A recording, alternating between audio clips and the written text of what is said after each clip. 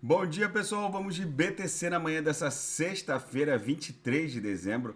Agora na Espanha, 11 horas e 37 minutos. No Brasil, 7h37 da manhã. Vocês vejam que desenhamos um candle comprador que segue respeitando religiosamente a base dessa nossa cunha triangular, que muita gente, muito shortado, achou que fosse ser revogada naquela corretiva de ontem. Ontem o pavio chegou a ficar bastante tempo para fora aqui, inclusive o corpo real ficou um tempo para fora da nossa cunha, mas rapidamente na hora do fechamento da VWAP de ontem para hoje, a gente retornou para dentro da cunha, formamos no final um doji ontem e hoje a gente está desenhando um belíssimo candle comprador que vai buscar o teste da mediana do canal de Keltner no diário. Superamos de forma épica a base da nuvem na projeção, que estava prendendo o preço ali na altura de 16.650. Na banda de VWAP mensal ficou clara a movimentação. A gente basicamente veio aqui prestar continência na lower. Começou com aquele candle horrível de 20 de dezembro. Desenhamos depois um candle comprador. No dia 21, ontem, dia 22, a gente ameaçou beijar novamente a lower e agora a gente vai caminhando com o candle comprador em direção à própria VWAP mensal, que está em 17.100, meio que se confundindo com a mediana do canal de Keltner, que está um pouquinho abaixo, a 17.040. Agora a cotação está 16.859. No intraday está bonito de ver a BTC, está dando bons trades hoje. Bate na lower, volta para VWAP, bate na upper, volta para VWAP. Deu uma acumulada aqui, ameaçou buscar a upper, voltou para VWAP.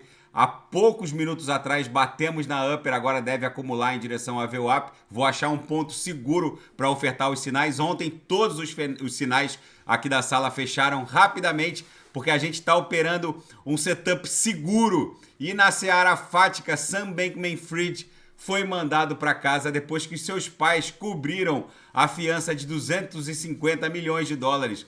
Muitos internautas estão se perguntando, inclusive no Twitter, principalmente no Twitter, como que a família do Sam Bankman-Fried ainda teria 250 milhões de dólares para poder cobrir a fiança. Na verdade, os pais do Sam Bankman-Fried garantiram a fiança com o patrimônio da própria casa. E esse valor, na verdade, só seria pago se o Sam Bankman-Fried violasse os termos da fiança, ou seja, não comparecesse a um ato do tribunal ou tentasse se evadir do território norte-americano.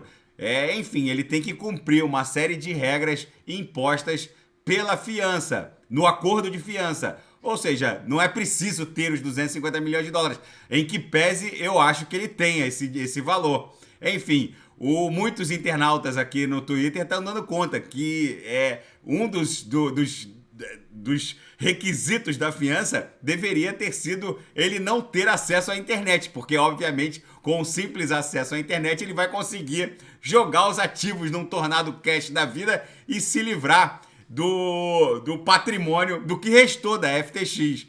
Enfim, vamos ver como isso vai se desdobrar. E os Cold Wallets da quadriga CX, aquela exchange que inspirou uma série na Netflix, cujo dono teria viajado para a Índia, teria morrido na Índia e levado consigo todas as private keys. Mas o fato é que mais de 100 bitcoins pertencentes à extinta e falida quadriga CX deixaram carteiras vinculadas a cold wallets supostamente pertencentes à exchange.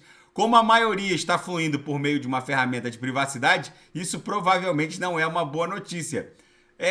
Muito se especulou sobre uma suposta encenação na morte do fundador da quadriga CX, que teria ido para a Índia e morrido na Índia.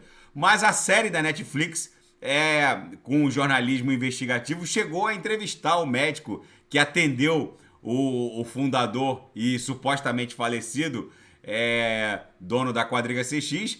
E o fato é que não se sabe verdadeiramente se ele morreu ou não. O jazigo do suposto falecido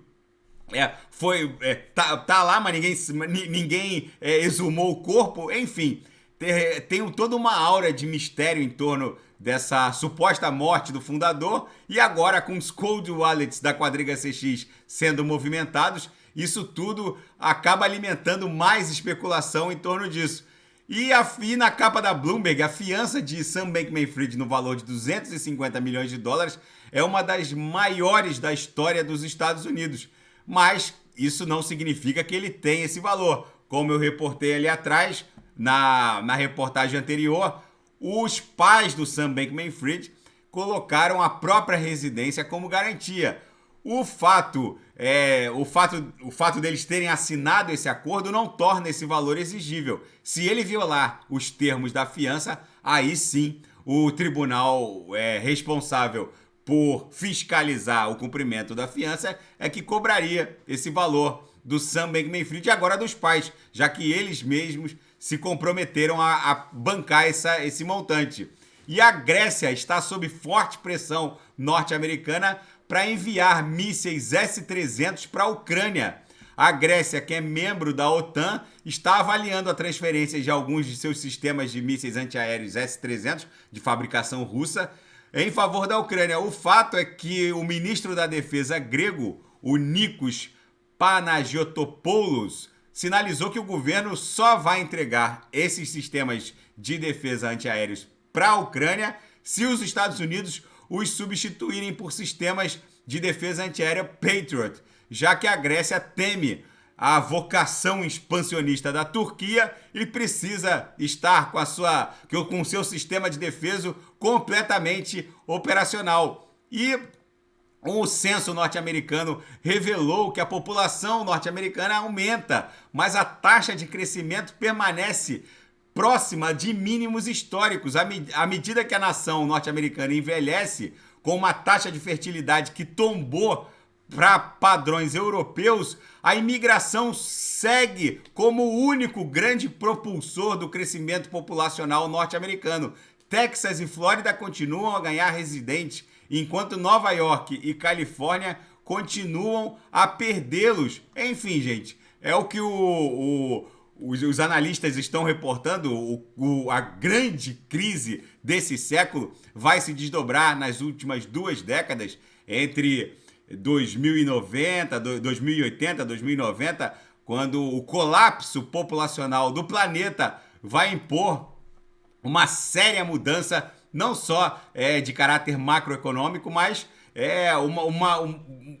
uma mudança brusca em como a gente vai ter que lidar com essa nova realidade. E o continente africano vai ser o último continente do planeta a sofrer esse colapso populacional. E provavelmente a África das 2 últimas décadas desse século será o que a China é hoje para o mundo, ou seja, o motor industrial do planeta. Enfim, gente, a BTC segue resiliente, vamos colocar assim, bateu na lower aqui na banda de VWAP mensal, tá seguindo em direção à própria VWAP mensal, que tá ali em 17.100, deu uma cedida, já eu vou ofertar os sinais na sala de sinais, o gráfico segue respeitando a nossa grande cunha triangular. Tá bom, pessoal? Daqui a pouco eu volto com ADA, XRP, Shiba Inu, vou fazer Binance Coin, que deu uma reagidazinha. Deixa eu ver como é que anda a Chile, também reagiu, voltou para cima de 0,10, tá 0,1118. E quem quiser sugerir alguma análise é só colocar nas mensagens abaixo. Grande abraço, até daqui a pouco.